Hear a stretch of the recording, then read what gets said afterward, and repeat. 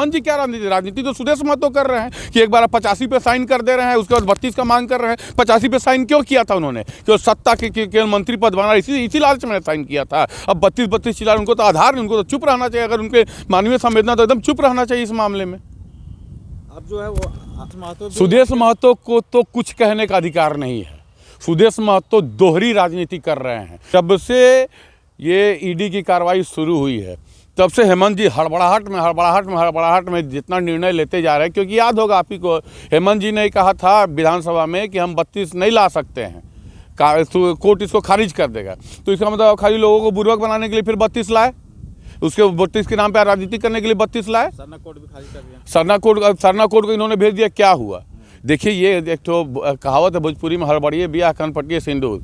ये बात सही है कि ईडी के डर से जल्द से जल्द जितना करके, भैया अगर कुछ कार्रवाई होती तो ये मध्यावधि चुनाव में जाएंगे, हमने कर दिया। अब कोर्ट लटकाए हुए है, केंद्र लटकाए हुए, हमको वोट दिए आएंगे तो करेंगे, यही इनकी रणनीति, और कुछ रणनीति नहीं है इनकी। क्योंकि जब माननीय रघुवर दास जी ने अपने कैबिनेट से इसको 1985 को जो स्थानीयता का आधार बनाया था, उसी कैबिनेट में माननीय सुदेश जी के मंत्री चंद्रप्रकाश चौधरी जी ने हस्ताक्षर किया था। तो वो किस मुंह से फिर 32 की बात कर रहे हैं, 32 के नाम पे राजनीति की बात कर रहे हैं? उनको तो एकदम चुप रहना चाहिए। उनका तो कोई मतलब आधार ही नहीं बनता बोलने का। वो अनूप सिंह तो पहले बोल रहे थे, बाहरी हैं तो इस्तीफा दीजिए ना, जाइए बिहार से चुनाव लड़िए। क्यों यहाँ के लोग आप अधिकार मारे हुए हैं? जाइए बिहार में धंधा कीजिए। क्यों यहाँ के लोग आप अधिकार मारे हुए हैं?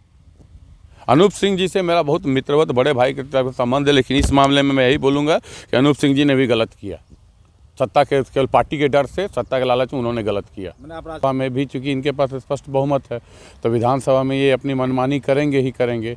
उसके बाद अभी बहुत सारा स्टेज है, जैसे महामहिम महोदय के पास जाएगा, उसके बाद फिर केंद्र के पास जाएगा, फिर 9वीं अनुसूची में शामिल करने के लिए लोग प्रयासरत रहेंगे। तो आप कुछ दिन पहले माननीय मुख्यमंत्री जी ने सरकार आपके द्वार कार्यक्रम में कहीं ये कहा था, आपने सुना था कि सरना कोड को हमने भेजा ना, उस क्या हुआ सरना कोड का। उसी तरह अभी बहुत लंबी प्रक्रिया है। और मैं आपको बता देता हूं कि हम लोग यहाँ तो चूँकि विधानसभा तक तो भैया इनके पास स्पष्ट बहुमत था, तो वो पास होना ही था। अब हम लोग महामहिम से मिलेंगे, इसकी त्रुटि गिनाएंगे, महामहिम से बोलेंगे कि बताइए झारखंड का जितनी जनसंख्या है तो 1 करोड़ लोग इससे बाहर हो जा रहे हैं। तो क्या ये एक आंख में काजल एक आंख में सुरमा चलना चाहिए? माननीय मुख्यमंत्री जी को याद रखना चाहिए कि उन्हें खाली उन्हीं लोगों ने वोट नहीं दिया है जो जिनके पास खतियान नहीं, उन्होंने भी वोट दिया है। और 32 का खतियान का हम लोग शुरू से विरोध में थे, क्योंकि ये तार्किक नहीं है, कहीं से ये तार्किक नहीं। और आप देखिएगा, अब पिछले बार 5 जजों की खंडपीठ ने इसको रिजेक्ट किया था। माननीय मुख्यमंत्री जी ने क्यों नहीं, भाजपा के विधायक लोग कुछ मांग कर रहे थे, संकल्प लेके क्यों नहीं वहीं से इसको लागू कर दिया?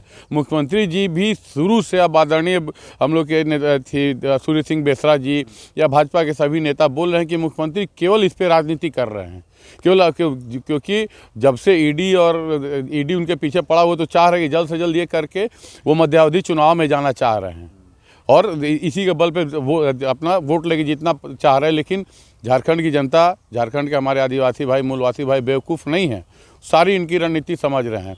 और ये इन्होंने विधानसभा से पास करा के अपने ताबूत में अंतिम कील ठोक दी है। उस कील को मजबूती से हम लोग और ठोकेंगे।